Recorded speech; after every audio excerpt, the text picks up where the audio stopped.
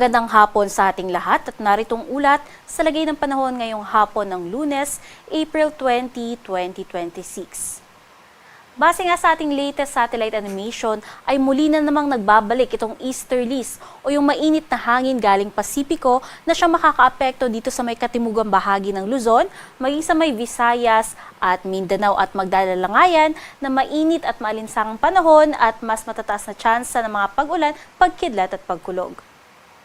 Sa magiging lagay naman ng panahon bukas, asahan natin na patuloy pa rin nga yung magiging epekto ng easterlies at aabot nga yan dito sa may Metro Manila, Calabarzon, Mindoro, Marinduque, maging dito sa buong Bicol region. Kaya asahan po natin yung pagiging mainit at maalinsangan sa umaga at pagsapit ng hapon, mga tsansa naman na mga pulupulo at mga panandali ang mga pagulan, pagkidlat at pagkulog. Sa nalalabing bahagi naman ng Luzon ay iiral naman ang localized thunderstorms, kaya maghanda din tayo sa tsansa ng mga panandali ang mga pag-ulan.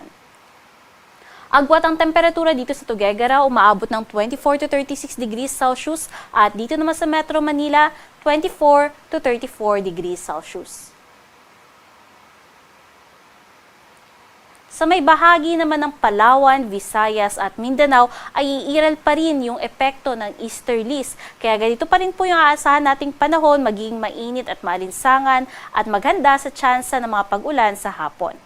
Temperatura nga dito sa may Puerto Princesa, umaabot ng 25 to 33 degrees Celsius, samantalang dito naman sa Cebu o sa malaking bahagi ng Visayas, umaabot ng 24 to 32 degrees Celsius. 25 to 34 degrees Celsius naman sa may Zamboanga at 24 to 35 degrees Celsius sa may Davao. Sa magiging kalagayan naman natin ating karagatan ay wala tayong nakataas na gale warning. Kaya malayang maglalayag lahat ng sasakyang pandagat. May katamtaman nga lamang yung mga pag-alon dito sa may Hilaga at silangang bahagi ng ating karagatan. Sa magiging lagay naman ng panahon sa susunod na 3 araw, asahan nga natin na posible pang umabot hanggang Northern Luzon yung epekto ng easterlies. Kaya naman, maghanda tayo sa mas maraming tsansa ng mga pagkidlat at pagkulog at andyan pa rin yung pagiging mainit at maalinsangan ng panahon sa susunod na 3 araw. Easterlies ang siya ding iiral dito sa buong Visayas, maging sa Mindanao.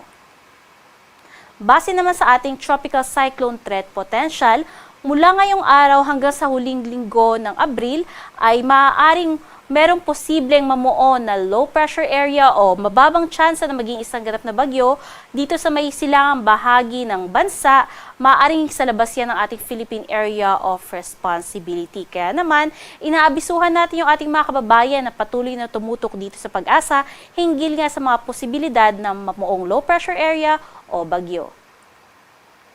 Dito sa Kalakhang, Maynila, ang araw ay lulubog ng alas 6:11 ng gabi at sisikat naman yan bukas ng alas 5:40 ng umaga.